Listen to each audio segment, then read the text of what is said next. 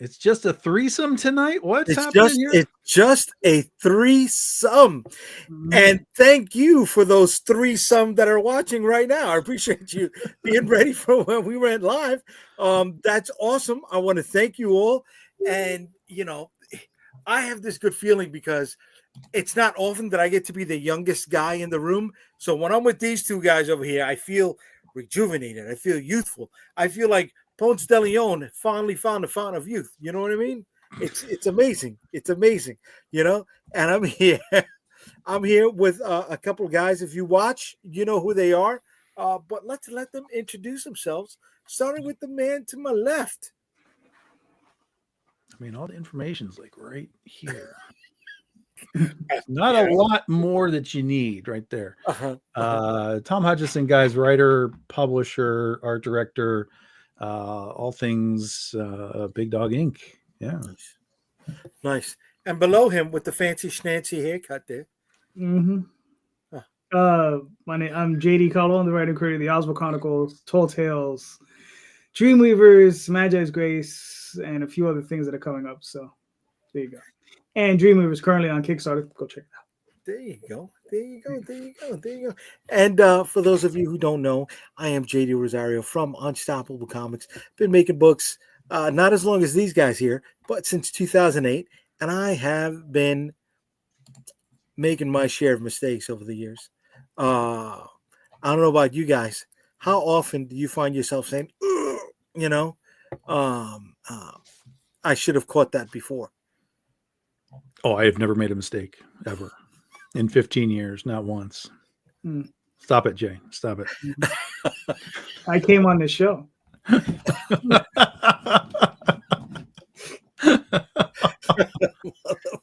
So first mistake in 40 years, you JD. I make them all the time. Thanks. Thank you for reminding me. But other than that, well, what's funny is I made mistakes from the first day I started writing, and the proof of it is in Penny for Your Soul, the first book that we released back in 2010. Because if you go and look at specifically the original like trade paperback of it, because we did a remaster of it a couple of years ago, but if you look at the original version of Penny for Your Soul, it's a disaster. The writing is a disaster. The grammar, there was no editor at the time. Like, I don't know how the book survived the complete batshit attempt that was made on that whole volume.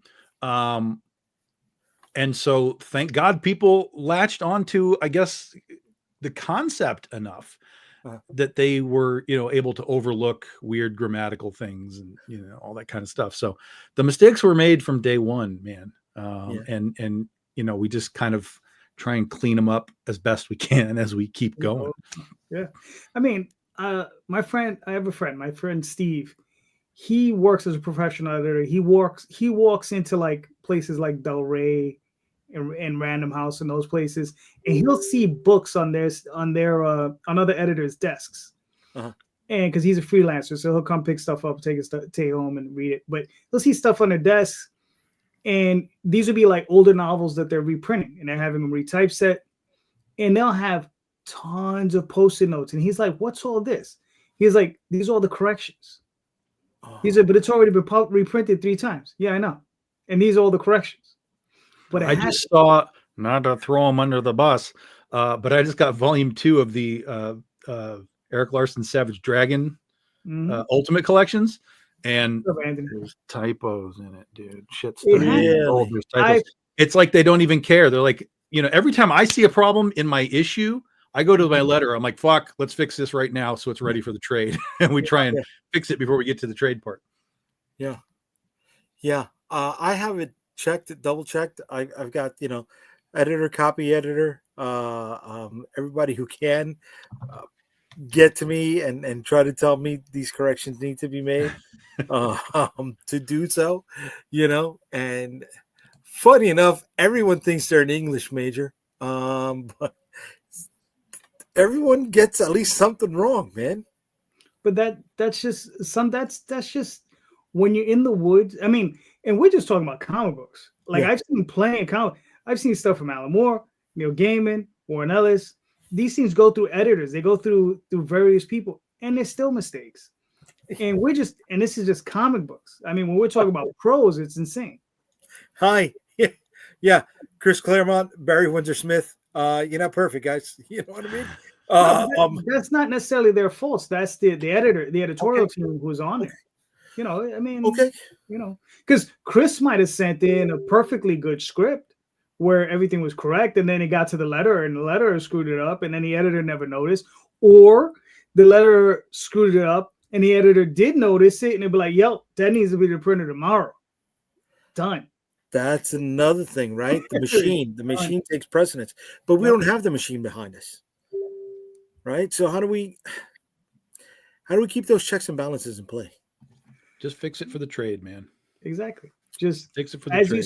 If your issue comes out and you're like, God damn it, typo, just send it to tell your letterer, fix that shit, and then when you do your trade, you've got a cleaner trade.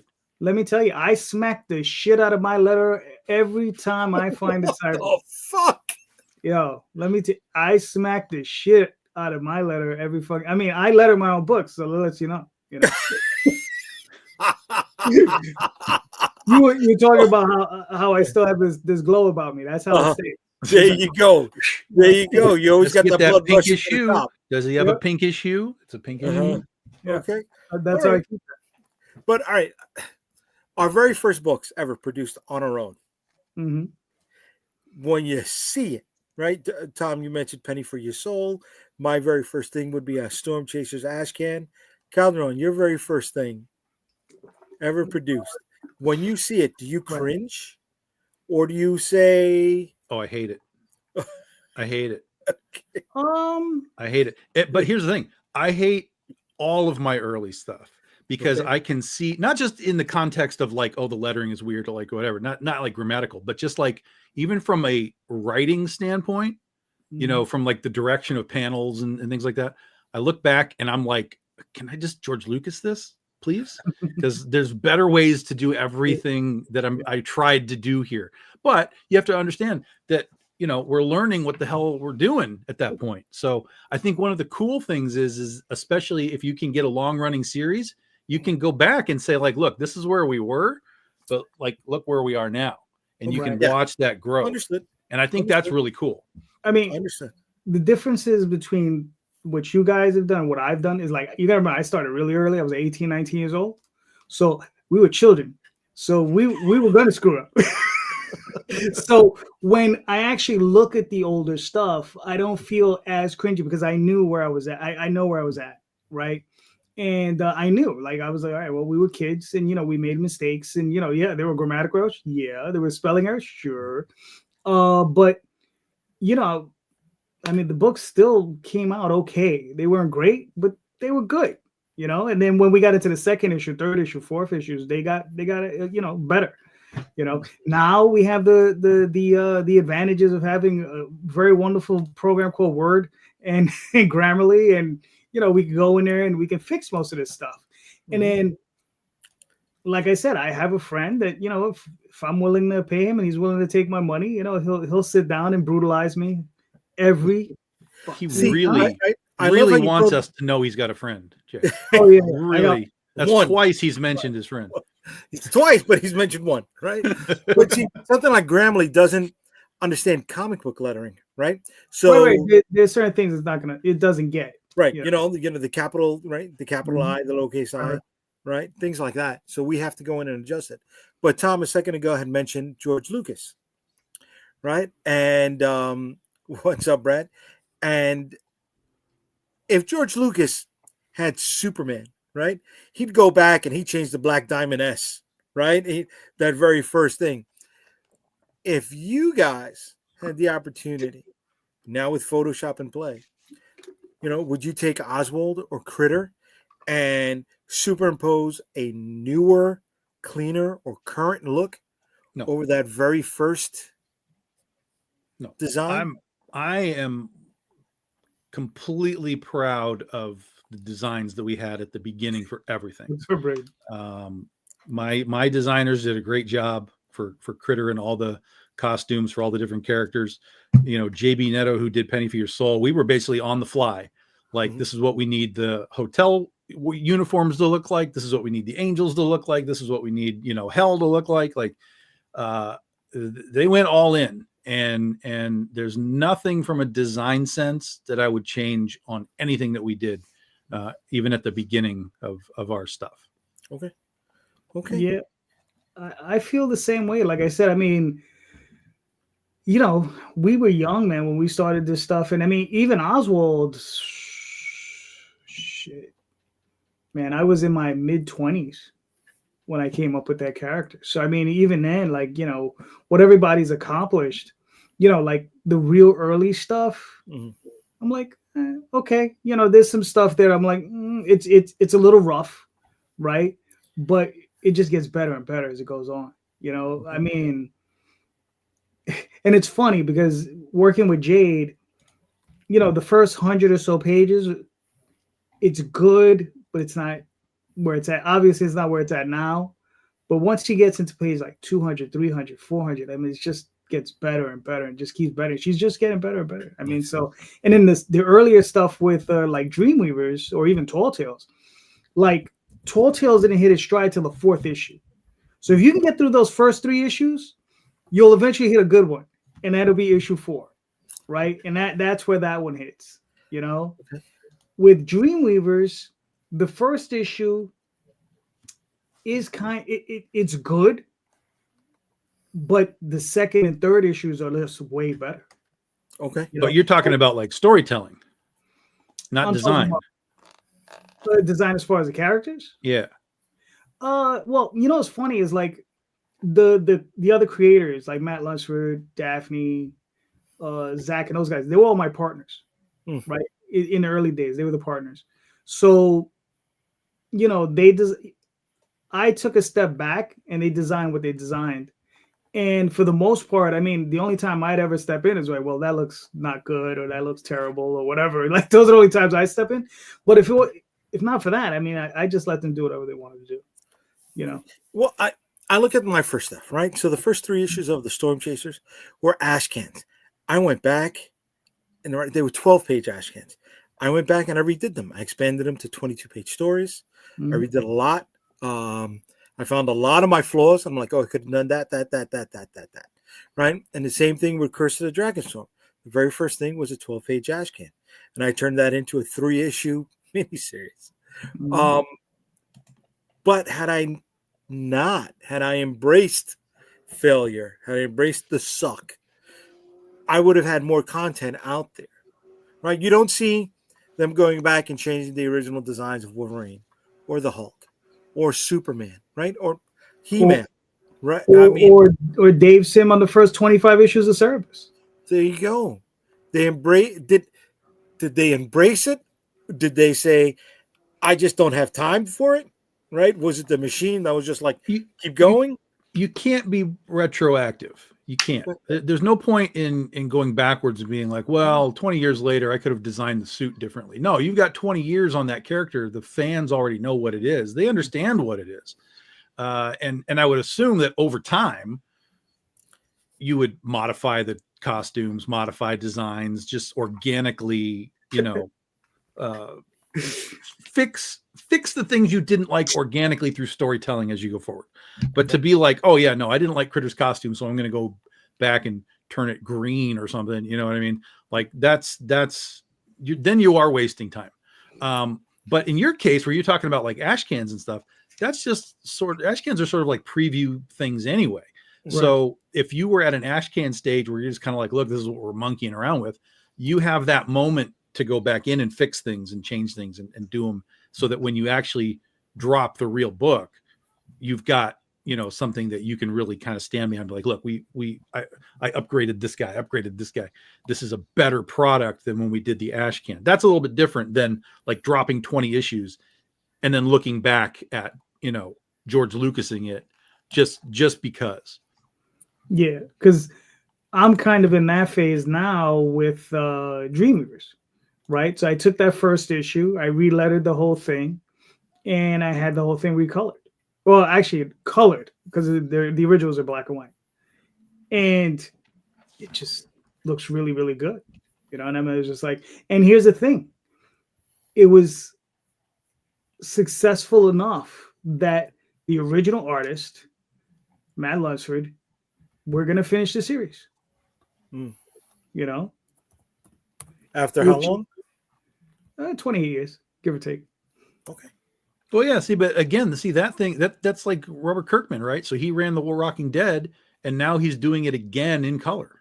Mm-hmm. You know, that's just doing a new version, souping it up, you know, giving it a little extra power juice, and selling it again. So, you know, but that's not going back and changing anything. Yeah, pull up William. Pull up William saying there.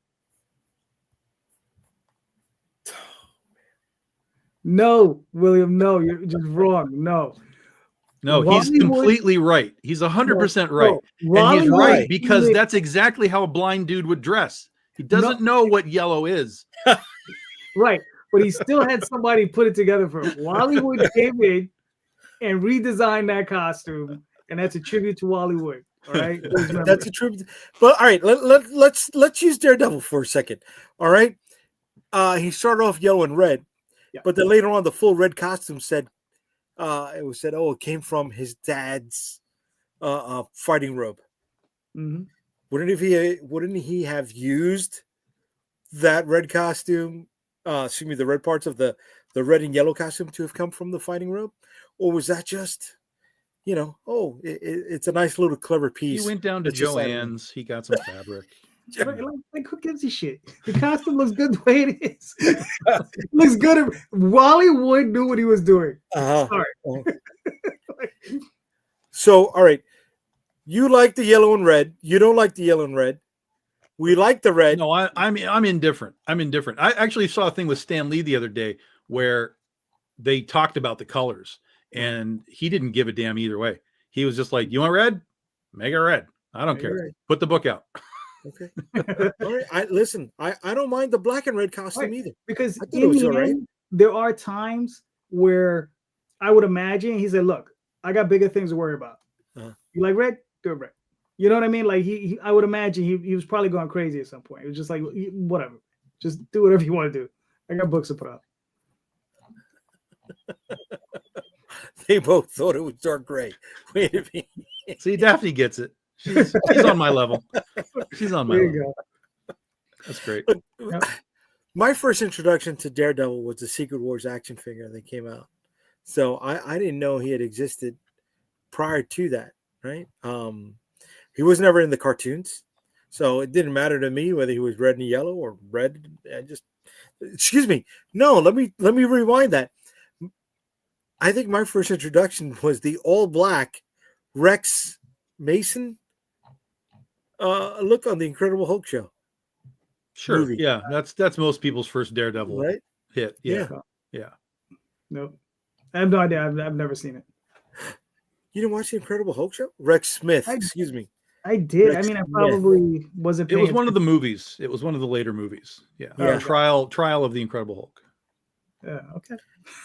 I love how William just drops it out there. Yep. All right. William, if you're so smart there, buddy, what show did Rex Smith? That counts as a point for trivia, by the way.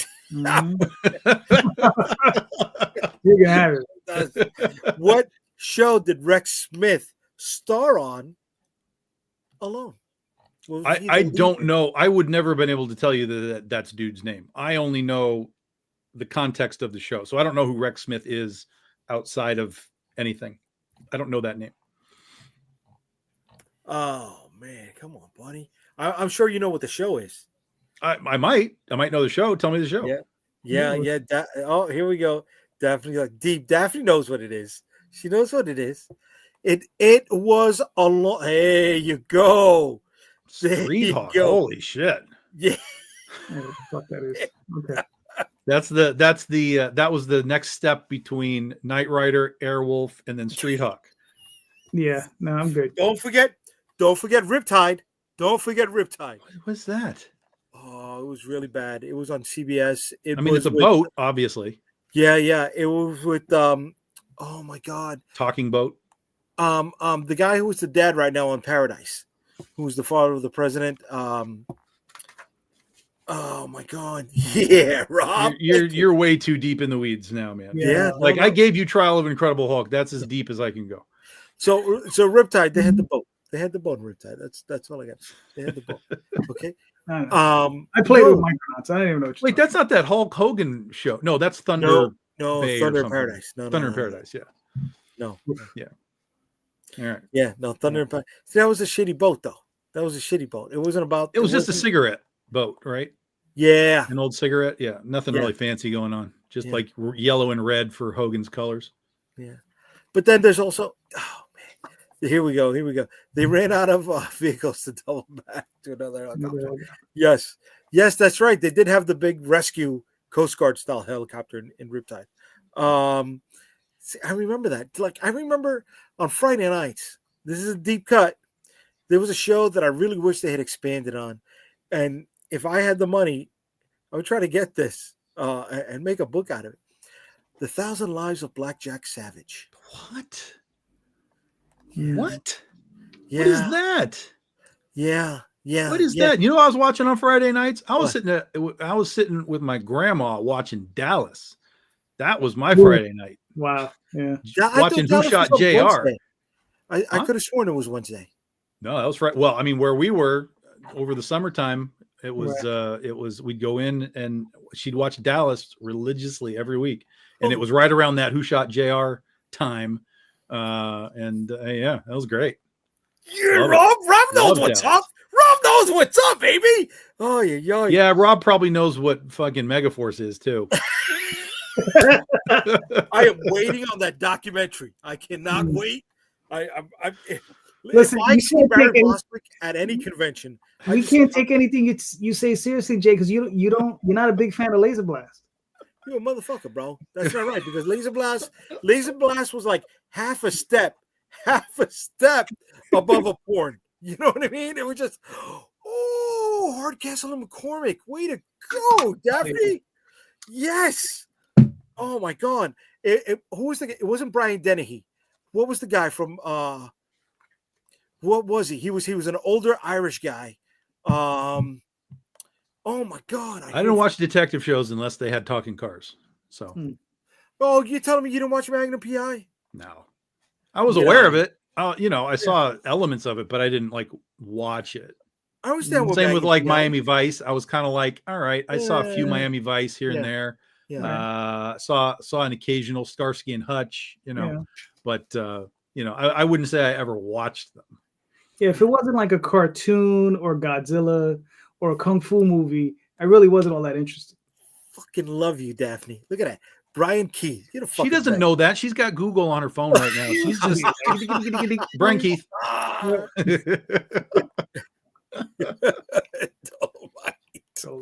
Well, see, all right. When you got to Miami Vice, here's a weird thing. I remember seeing Edward James Olmos in Miami Vice. Yeah. Somehow, I maybe a samurai, or he was dressed with the pants and he had the sword. I remember that for a second.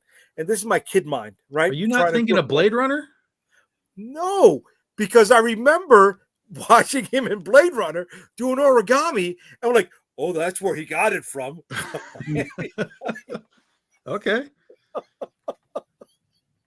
All right. That's Jerry Eugène's almost, man. That's a guy that like can do anything you want. Fuck yeah. Like, I mean, like, look at him from Battlestar Galactica. Look at him from when he was that teacher. What's that movie? Stand and Deliver? Is that it? Deliver, yes. Like totally completely different opposite character.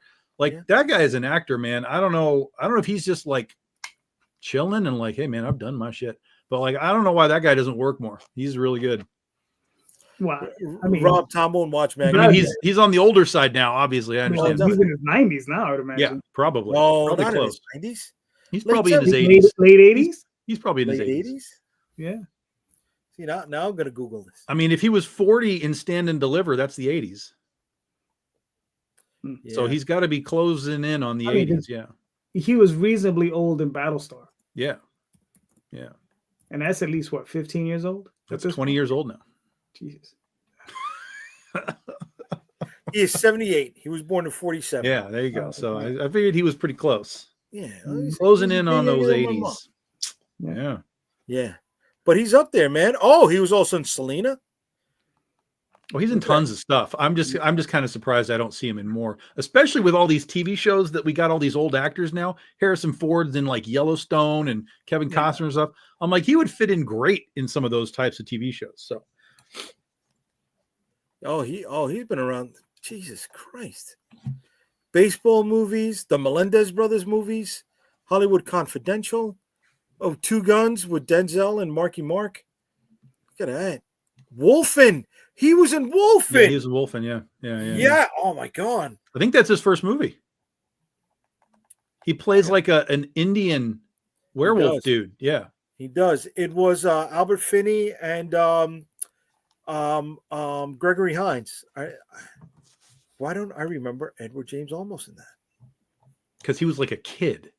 He was like 19. He was like a kid. Like he resembles no Edward James Olmos that you understand as we know him now. He had long hair in that, didn't he? Yeah, for sure. Yeah, absolutely.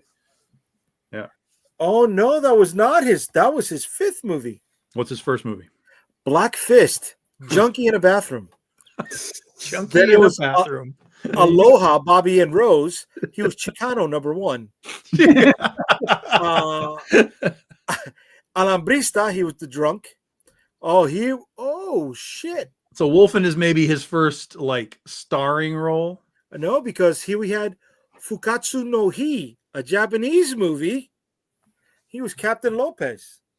And then we had Wolfen and Zoot Suit in 1981. And then he went into Blade Runner. Yeah, I'm counting Wolfen as his first. The rest of that stuff is nonsense. Oh, shit. Fukatsu no Hi was a Japanese movie known as Virus, and it was post-apocalyptic. Yeah, they're kind of known. They've done a few of those. I gotta go for this. We just sent Jay down the rabbit hole. Hell yeah. All right. So he was also in the Mayans, the Son of Anarchy spinoff. Rob is talking about the 70s, 80s B movies. Damn right, they were good. William is just like he's our official Googler, right? Because he came up with the 78 right there. And then Daphne chimes in with television is the new prestige format ever since movies began to really depend on franchises. Okay. I can dig that. But is he doing the con circuit or no? Very rarely. Yeah. He actually was at San Diego Comic-Con at least once for Battlestar Galactica for season 3. It was the only time, my only time in Hall H was I saw he was going to be there. I was like, we got to go see Edward James Olmos talk about Battlestar Galactica. And it was great. He was amazing. He was totally like, you look at him and you're like, that's not a nerd. Like, you know what I mean? Like that's somebody's grandpa, but he was like fully engaged. He was all about it. He was fantastic. So it was a great Hall H experience. See, I like guys like that. They understand the gimmick. You know what I mean? Yeah. Okay. Yeah. You got paid. You get a little, you get a little extra with these con stuff. Don't shit on the team. Don't shit on the kids. Come on, man. They turned you pretty much into a upper level being. For doing stuff like this. So just be chill with them at these conventions, man. Right? Because there are some that are just fucking douchebags, man.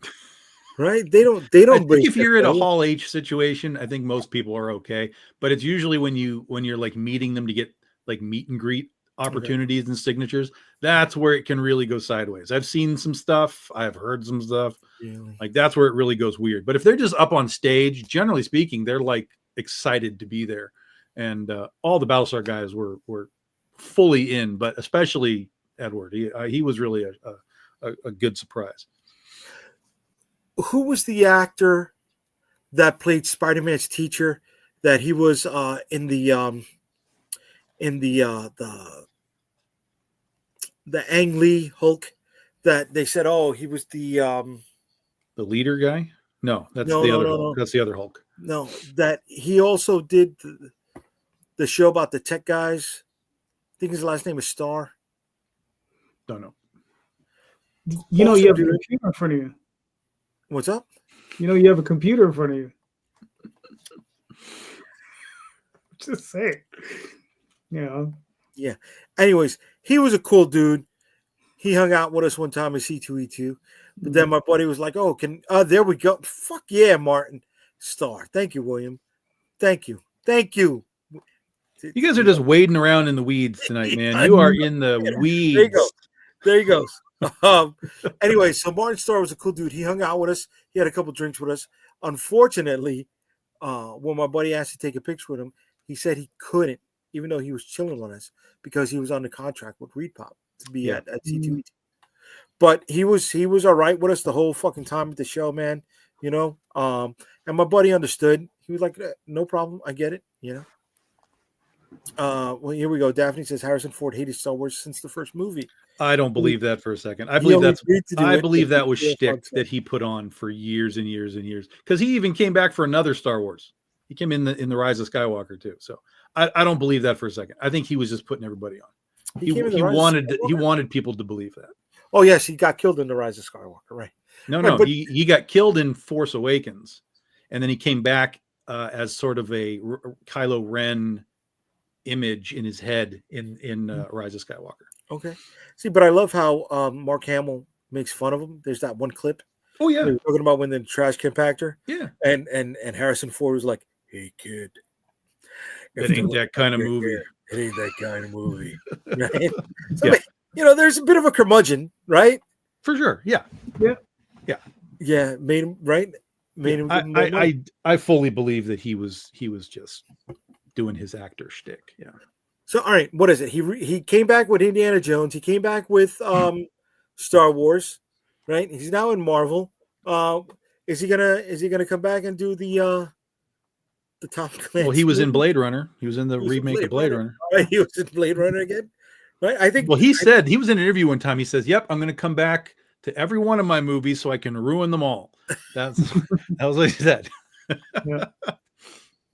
So yeah. But is he going to come back and do? He needs to come back. Oh, you know what he needs to do? He needs to come back and do Air Force 1, 2. There you go. There you go. There you go. 40 years later, he's elected president again. I love it. And he's got to go from plane to plane again. That'd be fucking great, dude. And that's the title, Air Force 1, 2. We're printed money, baby. Yeah. We're printed fucking money. Calderon, let's get it. Secure the license. Oh, yeah. No problem. Do this, kid. I'll send out a letter tonight. I mean, how do you play that? Do you play that like it's a joke? Do you play it like it's airplane?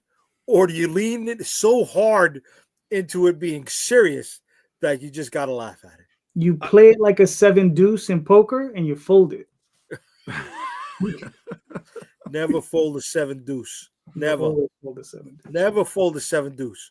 Why? It's the same amount of cards for every fucking one. God, you can pull. You can still get 4 twos. How much money? How much money have you ever made playing poker? How much money? Ungats. Exactly. Ungats. Yeah, that's what I financed at least 150 pages of my comic on my poker win. Oh, very nice. Very nice. I'm glad. You should have kept going. Motherfucker snakes. No, that's when the American government clamped down on all the poker sites, and I lost a few bucks on that. So, well, it was good times. You should have seen the check I got, bro. It was the most no. You know what? That's a great name for a bar. The 7 deuce. The 7 deuce. Yeah, I like that. They would just tell you this bar sucks. No, it doesn't. Here we go. If it's not the double deuce, keep the deuce out of your mouth. Here we go. How about double deuce or it's nothing? Witness to the Amish Boogaloo. Boogaloo. There you go. That's one. Yeah, you play that one straight though. All right. Here we go, Tom. Here we go. And Calderon. A bit of trivia for you, right? William brought up Boogaloo. Which future action star made his very first movie appearance in Electric Boogaloo 1? I don't think I've seen it. I know I've seen the second one. Yeah. I don't know that I've seen the first one. Yeah. If it's not like a genre movie, I probably haven't seen it. So. Yeah, I don't think I've seen the first one. Anybody? Anybody? No, Anybody? no. Van Damme. Jean-Claude Well, I've Van Damme. definitely not seen that then. Yes. No chance. Yes. So there's a scene where they're breaking on Venice Beach, and um here goes Van Damme. He's in the crowd, and he's just got that singlet leotard kind of thing, and he's doing his Van Damme, snap and wave. Oh yeah, here we go. Fugitive 2. Harrison is running from a nursing home. There you go, buddy. There you go. Instead of running from the one-armed man, he's running from the overloaded nurse. There you go, the one-armed nurse. Well, it'd be better if she only had one leg, I think. Let her keep both arms. But then how's she gonna run? You can't run. What are you talking about? Did you not see shit? What's the zombie movie that that ran with Death Proof? Yes. Planet Terror. Planet Terror. Right. Yes. What a load. That's a loaded diaper. If you want to talk about a loaded diaper, it's those two fucking movies. Yeah. Holy hey, yeah. I'm not gonna disagree with you on that, but I'm just saying she ran with one leg. So all right, she ran with a gun leg, for God's sake. She ran with a gun leg, and the nozzle pointed down, right? She never got a pebble stuck in there or anything like that. Come on, man. Come on. Now, all right, we're joking, but I used to run a few Spartan races, and I remember a gentleman who was a wounded vet with one leg, and some of the times when you're on the very high walls, right, the 12 to 14-foot walls, it's not easy for everybody to get up. So those who would get up would help the next group of people get up, so on and so forth. And I remember this wounded vet, right? He'd got the one leg, and he's running this fucking race, and he refused the help from anyone. Mm-hmm. He did it on his own, and everybody was there, and they were just like, way to fucking be, man. And it told the rest of us, stop acting like little fucking bitches and run this rest of this fucking race, man. Because he champed it out. Here we go. We got Rob talking about Nicolas Cage's new group of movies. Yes, but Daddy Longlegs was good, dude. No, it was not. Stop it. What? Stop with the false information. That was a shit What are bag you of a talking movie. about, bro? Oh my god. I did enjoy Renfield though. Renfield is okay. I like Daddy Longlegs better than Renfield. I haven't Longlegs seen was Daddy so Longlegs. bad, dude. It's so bad. It It was so obvious. And every time he started screaming, dude, all I could hear was Big Daddy from Kick-Ass. That's all I could hear. We get the kryptonite. Like that's all I heard every time he fucking opened his mouth. I mean, I was just like, I was dumbfounded at like how popular the movie was. Like, why? What are we doing? This is crazy. Yeah. I mean, look, it was no Silence of the Lamb. No way. Oh no! Thank you for saying that. At least, Yeah. Right. I remember watching it. I'm like, huh? But it was serviceable. It was better than a lot of the other movies he did. Did you see Pig? Did you see Pig? Oh, I will grant you that this is a level above some of his other shit. 100% I grant that. Yeah, there was some snoozers out there. I've heard of that movie. What, Pig? Yeah. No, So, just don't. no, just don't. Well, and then there was the one where he doesn't even talk, and he's in like it's almost a Five Nights at Freddy's thing, where you have the animatronic, like he's in a Chuck E. Cheese, and he's got to clean out the Chuck E. Cheese. I can't even think of what that thing was called. Not But Five Nights at Freddy's. It's like a Five Nights at Freddy's. It's not exactly that, but it's that like he's dealing with like shit in a Chuck E. Cheese. And I last like 30 minutes. I was like, this is some terrible stuff, guys. So yeah. I didn't know Christian Bale was doing Frankenstein. Yeah, it's a Netflix movie. Oh, well, there you go. Frankenstein. There you go, and it just got pushed back a year. Really? And it's Frankenstein. What do you mean? It's not Frankenstein?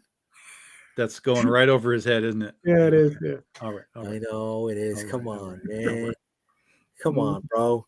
Do you think any of Mel Brooks's movies will ever get remade?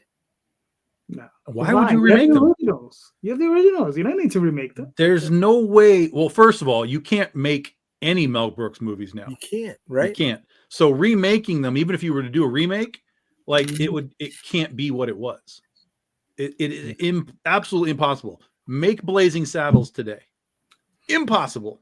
Yeah. Impossible. Maybe if you had like a black director and writer, maybe you could pull off Blazing Saddles. But other than that, like if random white dude was like, we're going to remake Blazing Saddles and you make that movie, ain't gonna happen. that dude's crucified. Yeah. But Rob knows I love the Velvet Fog. Come on, baby. And if it wasn't for Night Court, I never would have known who Mel Torme was. Right. And Draxgal, what are we talking about? We're talking about everything. We're talking about everything right now, Draxgal. We're having a good time. And Three Amigos is one of the best movies. Overrated. You motherfucker. Overrated. I didn't say bad. No, hold on. Now, which one are we talking about? Because there's the one with the Disney one. That's a good one. Oh no, that's the Tres Caballeros. Not Right. the Three Amigos. Yeah, same shit. No, because you got parrots and birds and I don't know how deep this goes, but I always felt the Condor was ripped off, right? He probably was. Tom. I heard his contract wasn't very good. Condor Man? You talking about? No, not Condor Man. So, all right, as a kid, there was a comic book in Latin America, Mexico, that was called Condorito, right? Oh, okay. Condor, little Condor. Okay. And I remember getting it in Puerto Rico. So when I saw him in the Tres Caballeros, I was like, "Oh my God, they bought them or they merged? Nah, they just ripped them the fuck. Oh, for sure, yeah, no. They ripped them the fuck off. But why don't you get that license and make Condorito comics? That's not a bad idea. Mm-hmm. It's not a bad idea, bud. Right? That's not a bad idea. All right, here we go. We got Daphne. I know the script for History of Evil Part 1 by heart. And you couldn't make that movie either. No, you definitely can't. You definitely can't. I think Chevy Chase is gone by this time. His Community time was his big farewell. And the Singing Bush. That's right. Farley. How do you say? I still fucking like quote. Overrated. Fucking Three again. Not bad. Not tearing it down. Just overrated. When I was Little Nettie Niedermeyer goes to war, right? You see? How can you fucking laugh like that? Because I don't even know what that means. Are you? I don't know what that means. Short. So Martin Short, out of three of them, when he was a child actor. Yeah. Right. And whenever something came up, he referenced it. Oh, I flew a plane in Little Nettie Niedermeyer goes to war. Oh, I learned how to ride a horse in Little Nettie Niedermeyer. I have the sole memory that I have of Three Amigos is the little ha ha ha. Right. Like, that's it. That is my sole memory of Three Amigos. That's it. I know nothing else. Oh my God, dude, come on, bro. Come on. What about the Spanish guy? I'm still here, El Guapo. Come on, man. And I remember the name. I do remember El Guapo. Yeah. I remember that name. But he's so famous. He's infamous. That's a great fucking line, bro. Come on. Overrated. Again, not bad. Not bad. Overrated. It was good. Overrated. It was good. It's overrated. Or the English version called the comedy equivalent of Long Legs. It's overrated. No, don't you dare say that. Don't you dare do that. Don't you dare do that. No, stop. Trigger me to sing the Spanish. The Inquisition. What a show. The Inquisition. Yeah. Here we go. You're wishing. We just got demonetized right now. Oh, yeah. Sorry, we don't make money on this. Or the books. Oh man. My favorite thing that Mel Brooks did was in Blazing Saddles when they broke the fourth wall and the fight spilled over into the Hollywood studio lot. Mm-hmm. And they broke into Dom DeLuise teaching the guys how to dance, and everybody it was. Oh, Dom DeLuise that guy was special. That guy was legitimately special. He was, and he would as the emperor in History of the World too. Just unbelievable. Yeah. I didn't watch the series. I don't know if you guys watched. Oh, the series is bad. Oh, yeah. Oh, yeah. Oh, yeah. So bad. Don't even take a minute. It's so bad. Like even Mel Brooks was like, "Oh, look, I took the check." That's it. That's all you got to know. I took the check. Damn. Here we go. We got Rob chiming in again with Eddie Murphy's Golden Child. We'll make a kick-ass comic. Yes, but the devil saying "you're old" was part of the shtick of the movie, and you can't convert that into the written page, can you? I don't know, but I'll tell you what. It's funny that he mentions the Golden Child because all over TikTok right now are dudes at this weird place that have these little scrolling things, and they're all doing I want the knife. Like it's all over TikTok. Like it is a crazy thing that is happening right now. Oh yeah. It's crazy. Oh, Gewalt. Way to be. Want the knife. Oh my God. How about the guy taking the order at the Last Supper? That was great. That was a great part. That was great. That's a great bit. It's a great bit. And that's all it was. It was vaudeville, right? It was vaudeville taken to the big screen. Absolutely. Yeah. It's brilliant. It's brilliant. It's brilliant. Yeah. Mm-hmm. Yeah. Now, what was the movie that Mel Brooks did with his wife? I think it was more of a drama. Yeah. During World War II, where the Nazis helped the kids escape through the stage. It's oh fuck! I can see the poster. It's like the side view of their face. Right. I can't think of what it's called though. I haven't seen it. It's one of the ones I haven't Daphne. seen. I know you're there, Daphne. I know you're there with it. It's got it starts with an L, I think. To be or not to be. Yeah. There we go. We go. There we go. Yeah. There you go. Yeah. Fucking Daphne, I love you. I do. You know what? Switch seats. Come downstairs. They're just Googleizing. These people are just Googleizing. You know that. They're just Googleizing. Yeah. All right. So since we're in that time frame, what was the movie with Jerry Lewis where he had like a crack commando team, like a black ops team? They weren't black ops. But you're in the weeds again, man. You're in those weeds. What the hell are you talking about? Dude.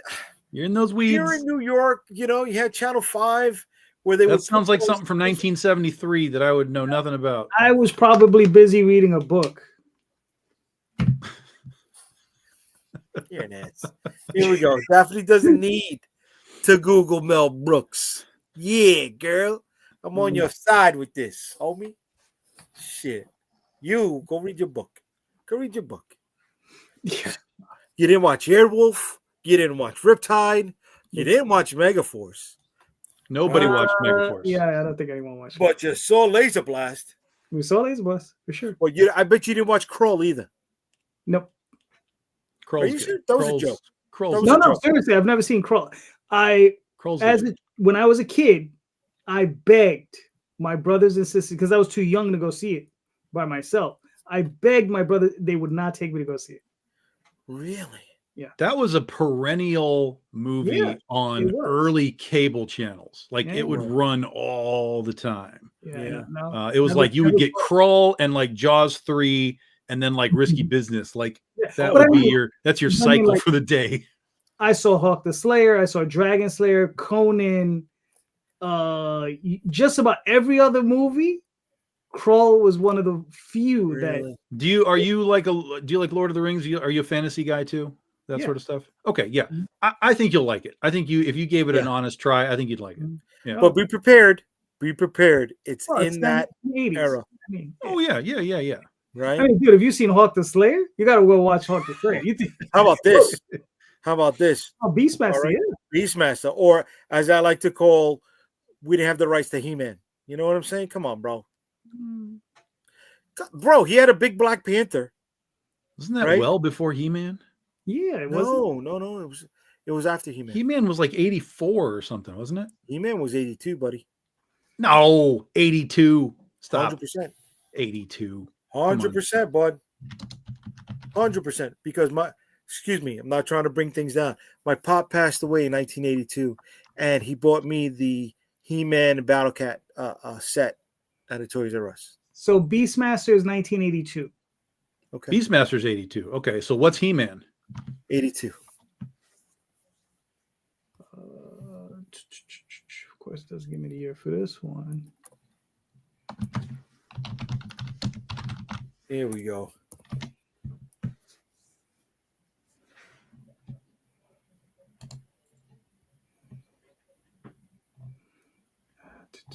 riveting Look at it. podcasting moment right here. Yeah, I know, really. Jeez. 1976. You guys can't type in Masters of the Universe and get an answer? Mm-hmm. 1981. Okay, but the thing is the other movie would have been in production already, and like, Yeah, no, I agree with that. you know, Yeah, that's sort of like when you had Armageddon and Deep Impact happening at the same time. right. Yeah. It's in the ether, right? Yep. It's there. Here we go. They took Calderon to go see Alien instead. All right. Yep. Again, Well, that's a good Beastmaster, choice. Red That's Sonja. fair. Red Sonja was Mhm. a tough one to watch, bro, because they couldn't give you Conan or King Conan because of licensing rights. Something happened with the Salkins and That's a lot of words to say. This is a shitty movie. Yeah. yeah, it It's was a shitty movie. Let me yeah, tell you, Beastmaster. worse than Alien for me was Dawn of the Dead. You 'Cause didn't I- like I- Alien? No, I liked Alien. Oh. But no, but I'm saying scarier than Alien for me was Dawn of the Dead because I was Oh. like 7 when I saw Dawn of the Dead. Oh, okay. All right. Okay. It turned me off to zombie. When I was a kid, I watched Alien was one of the early VHS rentals that we Mhm. had. And what was funny is I don't know how fucking old I was. I couldn't have been 7, 8, 9, something like that. And the babysitter rented Alien, and we were watching Alien. And I was Mhm. bored out of my mind. I was like, "Where's the fucking alien? Like, what is going on? This is a bunch of people running around in the dark." So it took me a long time to come back around to really Alien appreciate it. and appreciate what it was. Yeah. But I remember very specifically that we got to the end, and I was like, "Okay, let's watch another movie." And she goes, "Well, we got to rewind this one first." And I was like, "Is it going to take 2 hours to rewind it too?" Like, I had no idea how technology works. So yeah, she was like, "No, it'll take like 5 minutes." Okay. Yeah. No, one movie that scared me as a kid was The Gate. No, yeah. The two boys that the Yeah, I portal know. of hell opened up and the hand Mhm. had the eyeball in it. They That was fucking- didn't they recently do a remake? Like the same director, I think he did a remake. I don't know. Yeah, I don't know. it was good though. I remember. And for some reason, the 70s spaghetti horror, almost drama horror movies, when they were on regular TV and edited, I felt were creepier than You some mean of like the movies. Suspiria? No, what was the movie? The Stephen King movie, Salem's Lot, Mhm. scared the shit out of me. Like in particular, the one scene where the 4 vampires are crawling through the underpass, Mhm. and each one is on a different side of the wall, or the kid knocking on the window. There was one. There was another one with For me, it would have been what is that? Not Rosemary's Baby. The Omen. The Omen. The Omen's great. Yeah. Okay, yeah. All right. So there was one. I think it was John Travolta. It was in California, and he had to go rescue his girlfriend from a cult. And at the end, he thought he saved her, but when you turn around, you saw in her eye was the goat, the devil goat. Oh, yeah. Here we go. Beastmaster, here's a little cannonball run. Yeah. Blues Brothers. Fuck yeah, Blues Brothers. Blues. Oh my God, girl. Joliet Jake. Come on. Jaws 3D. That's up Tom's alley there. What was the movie with the tall guy from the funeral home with the midgets? The midgets. Phantasm. Yeah, Phantasm. Talk man. about a loaded diaper series. Holy shit. Oh, come on. Those are fun. I like that. Phantasm's That was the one terrible. with the ball also with the two That's blades. Phantasm. Ball with the 2 blades. Yeah. Yeah. He's literally called the tall man in the Right. in that movie. But he was Yeah. going through a chemo, right? I believe that's why his face was so gaunt, or he had gone through chemo. Yeah, there was something going on with him, but he still did like 4 out of the 5 movies. Movies, yeah. Yeah, no shit. Even Poltergeist was fucking scary. Come Oh, Poltergeist was great. on, you know. That's legit. I don't know if I considered it scary though. I don't think it was really scary either. I just think it was cool. Yeah. Well, It was Like it I didn't was- I'm scare young me, then, but it was yeah. like cool. So you that know? hit me. I wasn't fully processed yet, right? The little girl there. I mean- Here. We can say that about you now. Phantasm 1. There we go. Phantasm. Unprocessed J. All right. But yeah, no, 70s and 80s shit came out that was really fucking terrifying. Well, what's crazy? Here's the thing that makes the 70s and specifically the 80s is really crazy, is that it is particularly the 80s. It is we still to this day, 40 years later, everything crutches on what was made in the 80s. Everything crutches off of it. Yeah. Yeah. But when you watch some of these shows, like the movies that made us, right? And you watch the difficulties that things that are now eternal classics had to get made, like Ghostbusters or whatever, like it was near impossible for these movies to get made. And then they became crutch franchises for decades upon decades. And now we have a movie system where all we can do is crutch films. We're afraid to try and create a new franchise. It's everything. How many fucking Jurassic Worlds? How many Ghostbusters? How many? It's like, goddamn, guys, make something else. But the problem is that society sits in this nostalgia bucket right now. And whenever new things do come out that they don't know what the fuck it is, they reject it. Okay. So we're in a really screwed up time. Well, let's look at Ghostbusters for a second. All right, one of the 4 films was good. Sorry. Right, so they're crushing against a franchise. Yeah, but so the first one was good. The second one's okay.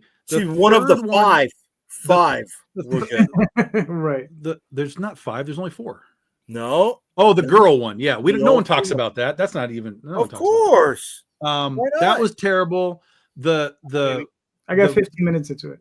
The first remake, or not the remake, but what the hell is it called? The one where Spengler came back. That one's okay, but it leaned really hard into the nostalgia side of things. Yeah, of course. And then the last one was just bad. But along the way, you had like the cartoons and the toys. Like it was an eternal franchise. It was running, and people were just fascinated by what it is. But irrelevant as to that. What I'm saying is that Hollywood and where we are, all they think we want is more of that stuff. But they can't figure out how to find that lightning in a bottle to either rebrand it and revamp it, or just make something completely new. We got to remember, we have the spending power right now, and that's what we remember. Sure. Oh, 100%. I agree with you. Yeah, that's what's going to draw us in, right? But here we go. We got Rob saying, unfortunately, the actor had passed away 4 months after the film came out in part 2, and he was called the Reverend, going back to Phantasm. But yeah, so all right, we're rebooting the Star Wars stuff. We came back to Indiana Jones. Ghostbusters came back out, right? Jurassic Park, all the horror stuff is coming back. Predator. It all comes back. It's all 70s and 80s is what Hollywood and pop culture exists on. I mean, they're making Golden Girls pop Funkos, for God's sakes. Who wants that? Who asked for Golden Girls toys? Like, we're fucked. Well, Jay got hurt. But you know what? What are 2 of the hottest selling comic books right now every month? Transformers and G.I. Joe. And they're not even good. Selling almost 6 figures every month. Tom, say it again. What you just said? Oh, not very good. They're not very good. Yeah. G.I. Joe, unfortunately, is not. They're not good. But I like now. To be clear, I like the G.I. Joe that Larry Hama's doing. I don't like the G.I. Joe that's part of the Energon thing. I do like the Larry Hama one. That one I do like.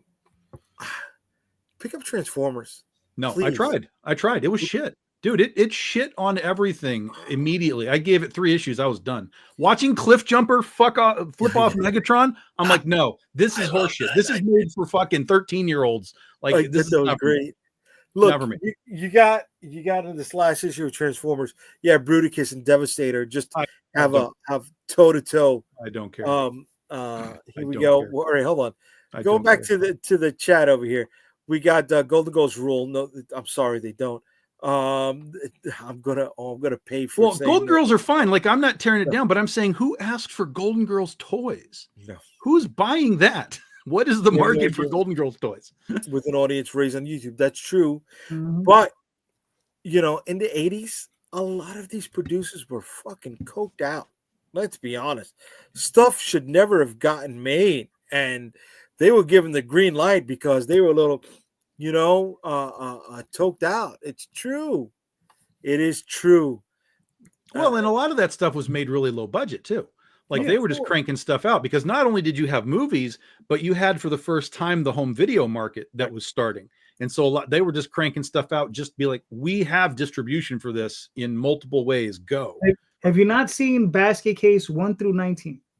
Puppet Master. But what was it? Dirty Dancing. Dirty Dancing, I think they made more money on VHS than they did in the theater. And they a lot of movies did. A lot of 80s movies did. They became classics because of VHS. Yeah, Labyrinth was a huge failure in the theaters, but was a massive success on VHS. Yeah. Labyrinth hurt. And back in the day, you didn't just put a movie out and then like the following year it was on home video. Like it took E.T. almost 15 years to get on VHS. Like a movie was a movie back then. No, it didn't. Yeah, it took forever to put on VHS. I remember watching it in '84. No, you didn't. 100%. No. 100%. No. You might have had a bootleg. Yes. No. Yes. I remember getting it from Captain Video. No. Yeah. No. Dude. No. Fucking. What year did Revenge of the Nerds come out? I have no idea. So I rented Revenge of the Nerds and E.T. at the same time on video cassette.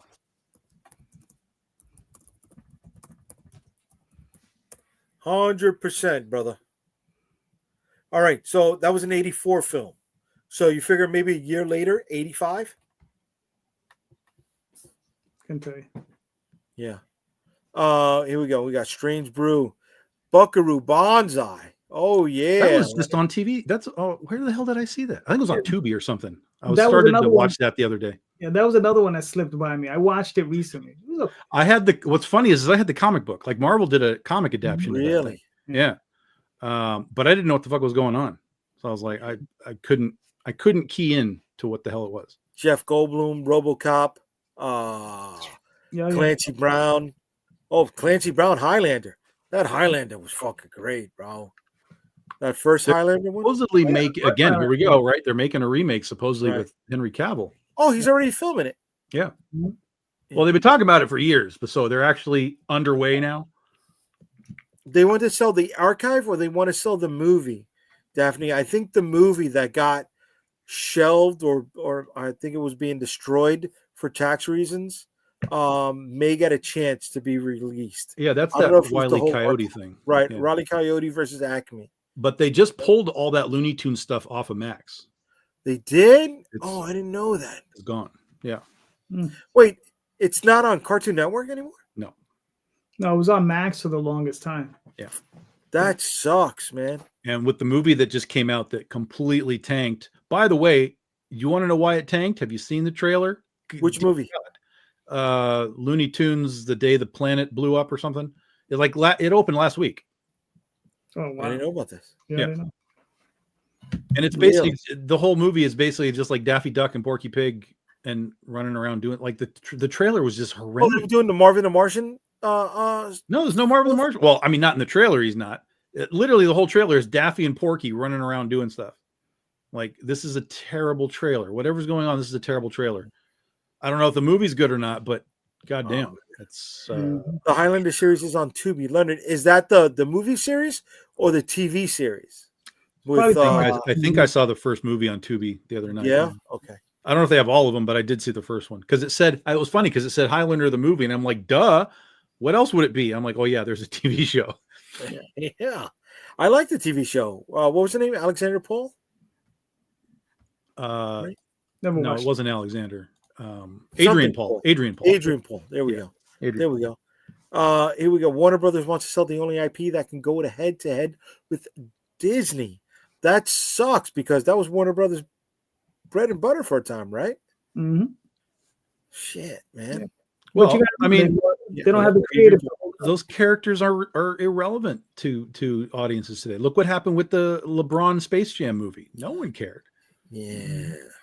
Those characters are irrelevant. They are completely irrelevant to modern audiences. Yeah, that's because a lot of that stuff has been censored, canceled, thrown away. Yeah, it's true. It's true. It's true. Yeah. You know, when that stuff made us. Sorry, right? Here we are, and there's all this hullabaloo about the trans and X, Y, and Z. How many times did you see Bugs Bunny dressed in a wig and kiss Elmer Fudd? Yep. Right? He was definitely a cross-dresser. Come on, man. Come on. And doing the Orange Monster's hair. Yep. Right? Yeah. Right? Yeah, man. Come on. And it's all fucking bullshit. It's all fucking bullshit. Whatever. Now, there is some pretty racy stuff though that did come out. There's a World War I vignette with Daffy Duck in the trenches that was very spicy. There was one with Tweety before Tweety had feathers that went awry. There is Tweety ran a around Max. naked. What's up? Tweety ran around naked. That's terrible. Yeah, he was naked. There was a Max Fleischer Superman who was very derogatory to the Japanese in one episode. Yeah, but you have to also understand these are products of their time. Oh, too. totally. And that's the problem with today is no one understands context. It's like they believe it was just made for the first time and released, and people are like, what the fuck? Like even us who grew up with it now, we can look back and go, what the fuck? That's crazy. But you have to understand the context. And that was what was happening for a while is they were putting like warnings on it. They were like, hey, remember, this was made in like the 60s and shit was weird back then. So, put your seatbelts on and get ready. But that apparently wasn't enough.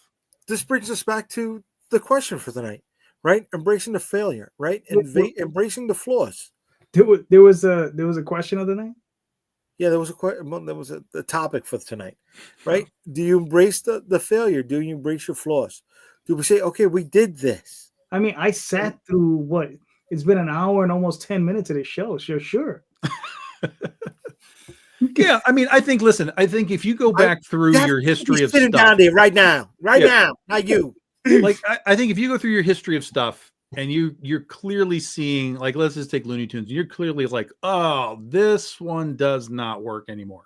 Like, get it out of here, right? That's fine. But you don't have to just throw the baby out with the bathwater, right? Because there's plenty of stuff that's just stuff. But yes, if you're going through and you're like, that's not great, wipe it out, but leave the Wile E. Coyote stuff, but again, kids are going to run off a cliff. Well, if they're running off cliffs, that's probably not the cartoon's problem. Yeah. Well, look at this. Leonard says Disney Plus has finally added the episode of Spider-Man and His Amazing Friends that has the Red Skull with the Hitler flashbacks. I got to look at it because I do remember missing it, right? I believe Captain America and Hiawatha Smith were in that episode, if I'm not mistaken. And I remember it being absent when it was brought to Disney Plus, right? But yes, we got to embrace all of that stuff. We need to know where we came from so we can do better in the future. Yes, no, yeah, maybe? and that's what they say, right? If you don't learn from history, you repeat it. So if you erase history, you can't learn from it. There you go. It doesn't exist. Damn fucking right, buddy. Space Ghost. Space. We can all accept and say, like, that's not great. Probably don't show that one. Right. But You mean like the old Johnny Quest cartoons? Where they kidnapped a young Punjabi boy to be Johnny's best friend? Was he kidnapped? Was he actually kidnapped and then like trained to be a archaeologist with them? Or yeah, I think he was purchased. I don't think he was kidnapped. I think they paid good money for that kid. And notice they didn't make an effort to save him unless Johnny was with him, right? Race was only about Johnny. I mean, How about here? You want to talk about a cartoon that has disappeared? Hong Kong Phooey. Oh yeah. There you go. Yeah. Now the kids want to watch Mr. Beast torture financially desperate people and the guys over there. Holy shit. I didn't realize that's what it was. Daphne and I are so on the same level. Yes. Way to fucking beat that. Jesus Christ. Yeah. Oh, I don't watch it, but wow. Yeah. And what's scary is you go into the toy aisles of stores and you see Mr. Beast now has a 2-foot section, right?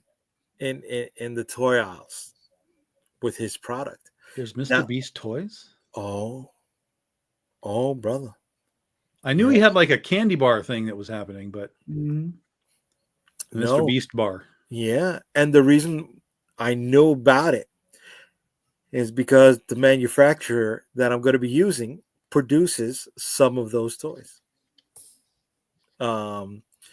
Magnus Robot Fighter. Did they have a cartoon? I don't remember that. Or was it just No. he fought robots, right? Was it an allegory Yeah, for something else? I No, don't there was no remember. Robot Fighter cartoon. No. But yeah, he's the host of the Running Man, right? Also a movie coming back again, Oh wow. being remade. Yeah. Wow. Starring the dude Next, from Bum Fights reboot. I hope not. the dude from Twisters, and he was in Top Gun too. That guy. Yeah. That he did the Hitman movie. What's his name?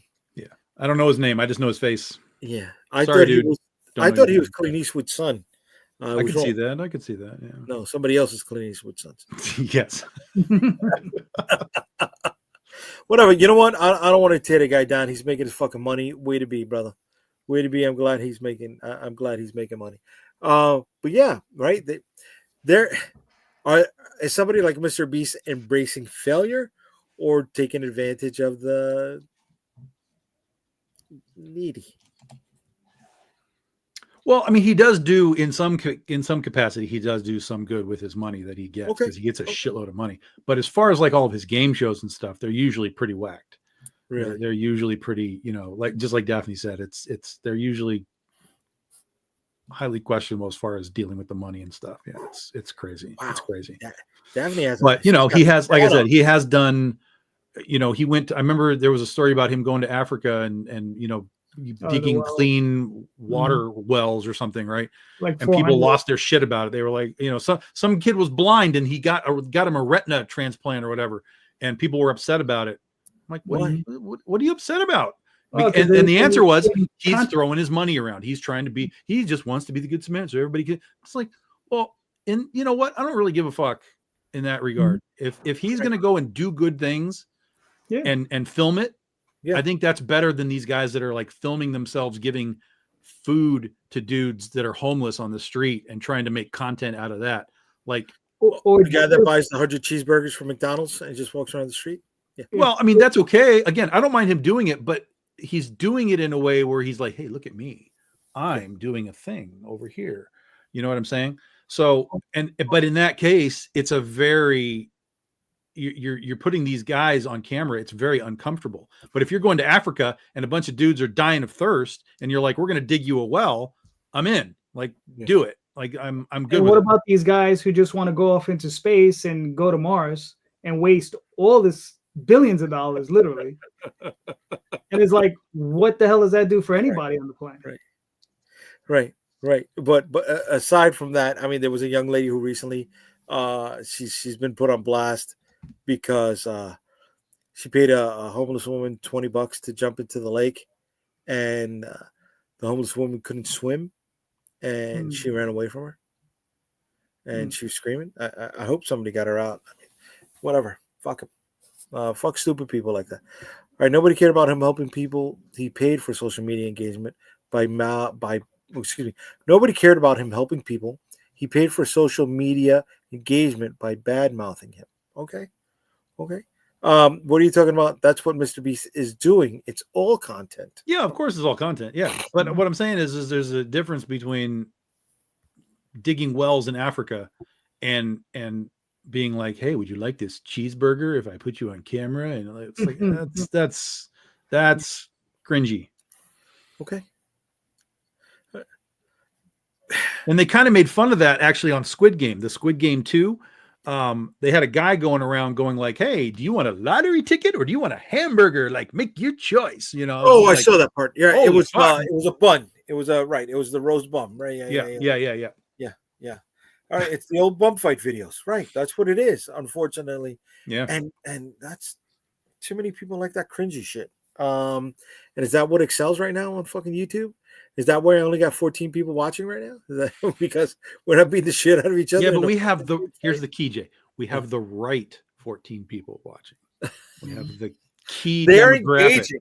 And I'm glad that everybody's That's what I'm saying. They're all talking I appreciate that. You guys are all here talking, please, when you get a chance, drop that stack of unread comic books on that like button for me, please. All right. Let other people know that you're feeling the conversation that's going on. You like that little add-on. I know you like that little add-on. I know you did. Come on. We all have that stack of unread comic books. We all have. What's the first book on your stack of unread comic books right now? It would be Empowered number 12 that I just got and I haven't read yet. The Adam Warren manga. Yeah. Okay. I'm currently reading reprints of Green Arrow by Mike Grell. Okay. This is I like that. It's his superhero manga series that he's been doing. Yeah. For a long time. Yeah. Okay. Yeah, he's been doing that forever. I just picked up let's hope Amazon gets the rights to that. Bug Wars from Aaron Jason Aaron. Yeah. And is it good? The wife picked this one up because we got a friend who worked on this, Miss Aletha Martinez, who worked on this one. So she's the artist on the book. She wants to go through it. Okay, we'll pick that up. But Empowered. Why'd you chime in like that, Tom? Do you know something that the people don't know? No, I just think it would be a fucking batshit crazy. Okay. if they're willing to do like hyper violent, Invincible, this would be sort of the polar opposite. It's the flip side of the coin. Yeah, it would be like hypersexual superhero. Yeah. Oh, gotcha. Yeah. Okay. Because her costume gives her powers. But it gets torn. It's very thin and it gets torn all the time. And so she gets caught all the time. Yeah. Okay. Yeah. Not everything translates, right? Like what was it? The Mark Miller Criminals animated series on Netflix. Oh, I didn't watch it. Oh, don't worry about it. I couldn't even get past I watched the show that they did that I can't think of what it was called. The superhero TV show. Yeah, it was bad. It was really bad. What was really disappointing is that I liked all the flashback stuff, like how they got their powers, like when they were going to the island and stuff. Like I liked that stuff, but the modern stuff was all terrible. I agree with that. Yeah. I'm a sucker for that 1920s aesthetic. For what? What? No, I was just agreeing with you. I'm sorry. Sucker. I'm a fan of the Phantom with Billy Zane, right? It showed that, that fast talking girl with that, that Atlantic, right? I'm a sucker for that stuff. Shit, the Warner Brothers cartoons, right? What was it? What was the cat and mouse that was Batman and Robin? What? It was a cartoon. Something critter shit. Yeah, I know what you're talking about too. Yeah. It wasn't Mighty Mouse. It was something else. No, it wasn't Mighty Mouse. No. I know what you're talking about too. It was something critter. Sometimes they would play it after an Abbott Costello movie. Come on, chat. I know you know who William. I know you know who I'm talking about here, bro. It was a cat and mouse. They used to. It wasn't a Batmobile. It was a Catmobile. Yeah. Crazy Cat? No, not Crazy Danger Cat. No, because it was Danger Mouse. Right. You guys are in the weeds again. All I got is Blue Falcon and Dino Mutt. That's what I'm sticking with. I love that stuff. It's a good one.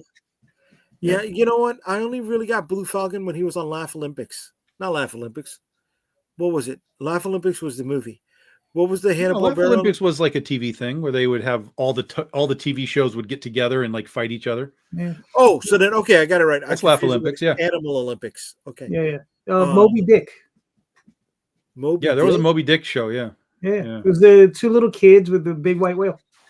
It was part of like the Galaxy Trio. It was like Hanna-Barbera. Yeah, it was Hanna-Barbera. Yeah. Here we go.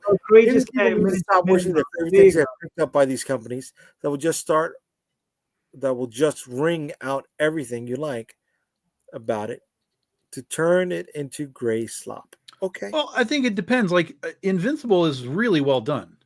For anyone who hasn't watched it, Invincible is a really well done adaptation of the comic book, and it is not a direct adaptation either.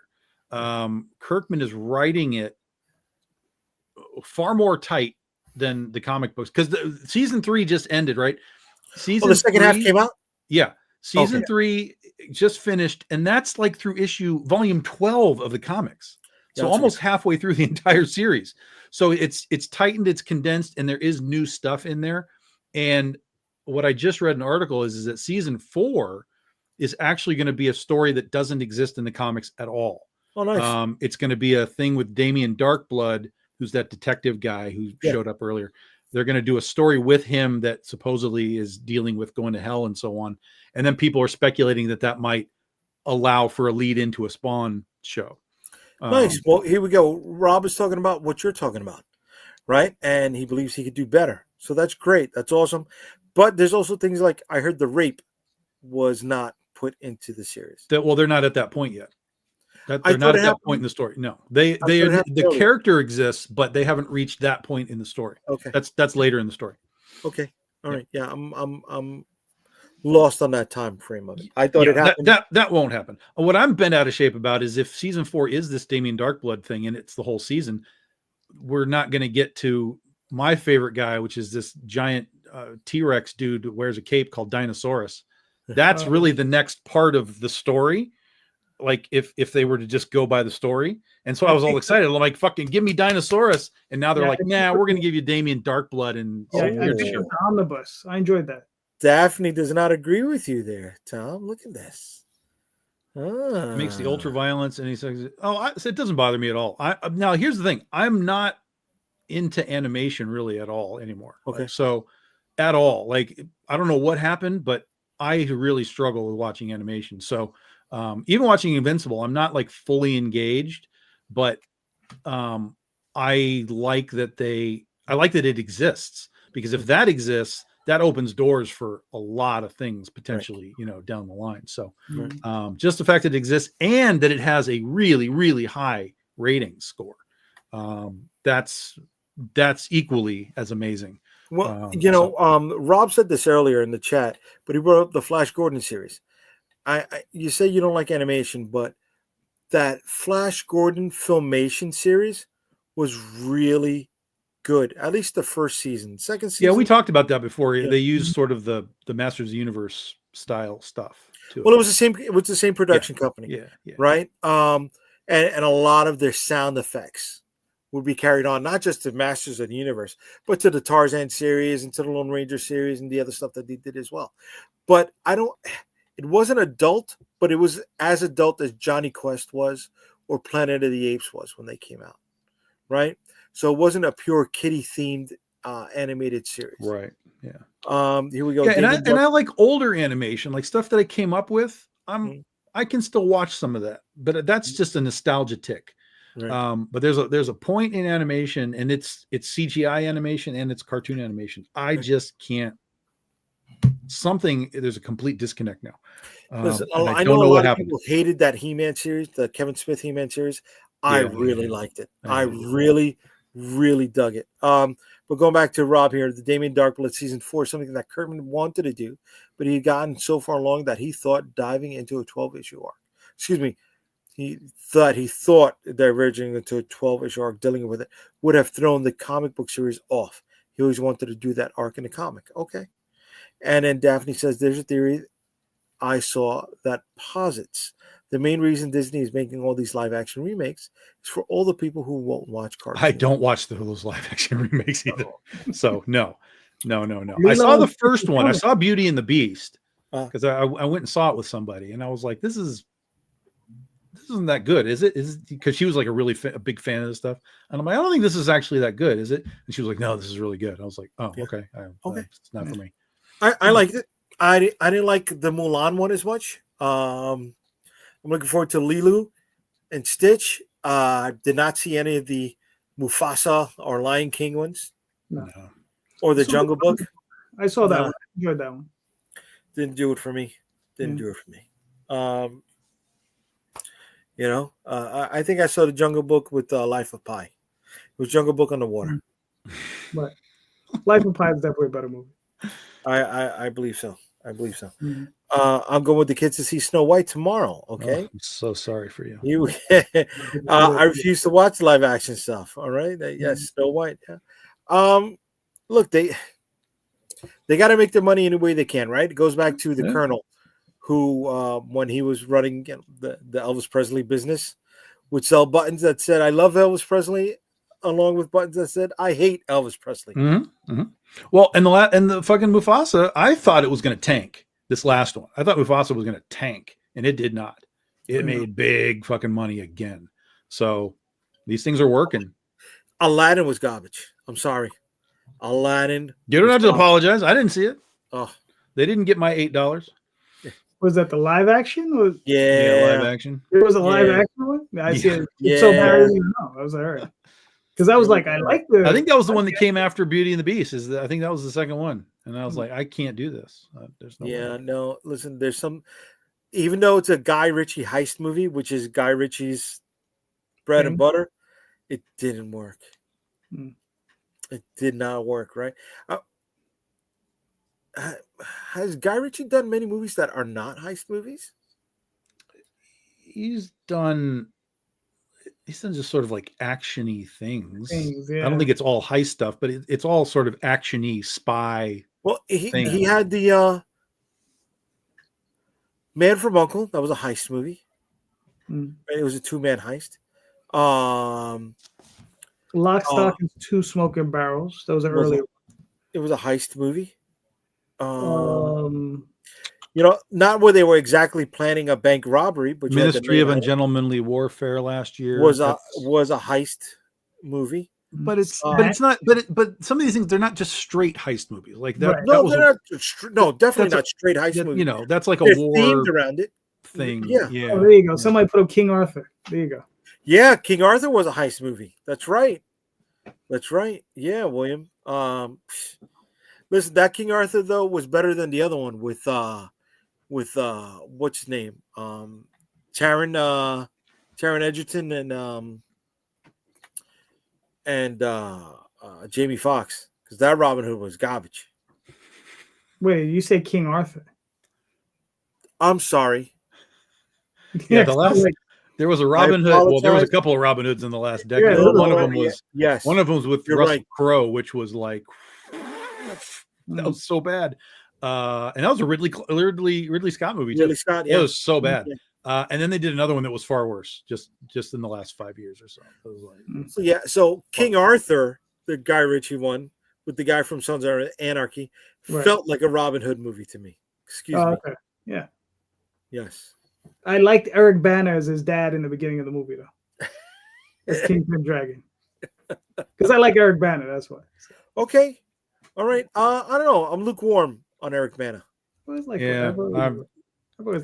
liked him in that Star Trek movie, but the rest of his stuff is he's just. Oh, I liked him in Troy. I liked him in Troy. I didn't like him in The Hulk. Yeah, I didn't like him in Funny People. I don't remember. That was a very early drama for what's his name? Time Traveler's Wife. Did you like Time Traveler's Wife? Nope. Don't remember. I seen it. I just don't remember. That's like complaining Scorsese makes too many. No, I wasn't complaining. I like Guy Ritchie heist movies. I'm not complaining about that at all. No. You go Kevin Costner. Okay. Oh yes, Sherlock Holmes with RDJ. Okay. Men in Tights. A Mel Brooks movie. That was a bad Mel Brooks movie.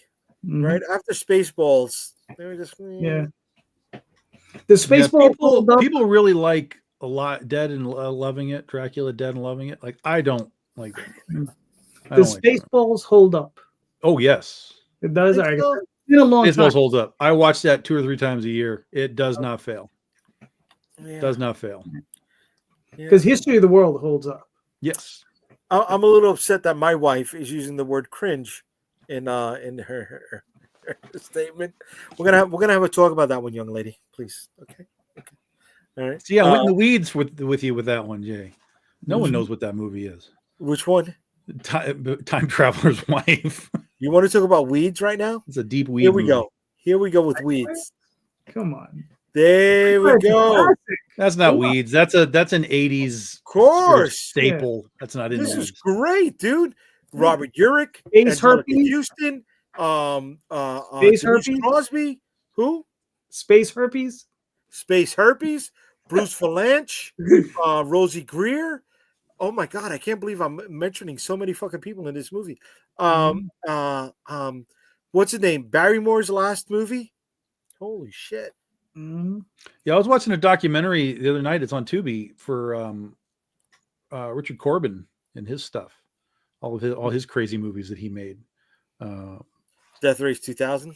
And he said that George Lucas once said that the best sort of takeoff of Star Wars, after Star Wars came out and all these things came out, he said the best one to George Lucas was Battle Beyond the Stars.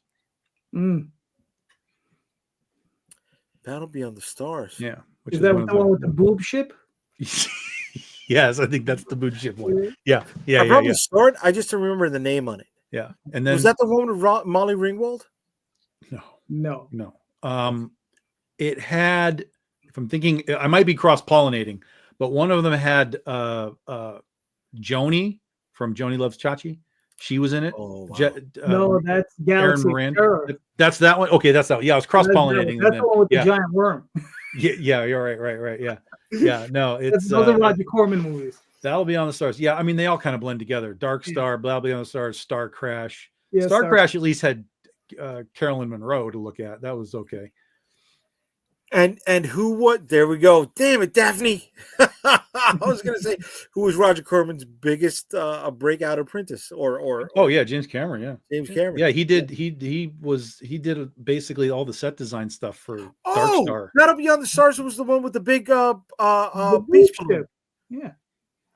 No, it was the one with the beach balloon, right? Beach balloon. Where was the alien was just a big fucking green blob, a green balloon. And he used not the egg cartons for the wall, but the no, that's Dark Star. That's Dark Star, the egg cartons. Okay. Yeah. The taco cartons was Dark Star, yeah. Gotcha. Okay. Yeah. All right, guys. Well, listen, we went an hour and a half just talking shit. And but we did learn, we embraced our failure because Calderon, I allowed him to stay the whole hour and a half. So that's awesome. That's great, you know. You like Arnold Schwarzenegger says, "Is not the Duma." You know, you're not the Duma. You're here. You're with me. You're at the Bower side. You're here. So, Calderon, tell us where they can find you and what you got coming up next, buddy. All right. Sunday night, I'll be back here. Not necessarily here, but Indie Comics Explained. I'll be with this goofball. We'll Tom, maybe at the last minute. You never know. Someone might drop out. Damn. Why doesn't he just call you in now, Tom? You know what I'm saying? He can't put you in the starting lineup now. He's got to wait till the day. Oh, we got to scratch. It's full. I mean, I don't want to put 8 heads on there because then it's too much, Race number 5. We have a scratch. Install number 4. There you go. Now racing. So go check out theoswaldchronicles.com, talltalesonline.com, Twitter, Instagram, all those different places, Facebook. But most importantly, Kickstarter, Dreamweavers, #1. Still running another 15 days. Go check it out. Yeah. All right. Tom, where can they find you, buddy? Tomorrow I'll be in Grand Rapids at Comic Signal for a store signing. Cool.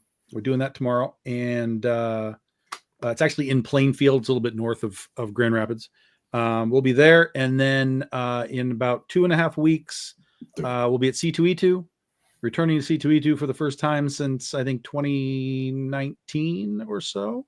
So I'll be there with Jesse Witchman. And then there's always tons of BDI people in the Artist Alley. So if you guys are going to C2E2, bring your BDI books because you'll be able to get signatures galore. And then May is Motor City in Detroit. So April, May, June, we get busy with a lot of conventions. So we'll let you know where we're going. Way to be, brother. Way to be. And April, I will be at Industry City Comic Con in Brooklyn. June, I will be at Joe Fest in Augusta, Georgia. And in October, I will be at New York Comic Con. Hope to see you all there. Thank you, everyone, for hanging out with us here on Facebook, Instagram, and YouTube. That's my hosting platform. StreamTube. You making your own place? It's true. Yes. So I would appreciate all the comments and keeping us going. When are you putting this on Twitch? I think I'm going to put it up on iTunes and Spotify. I'm going to start pulling the audio. Just put it up there. Okay. Let's have fun with it. But thank you, everybody. Have a good night. Appreciate the time you gave us. Later. Good night, everyone. Thank you.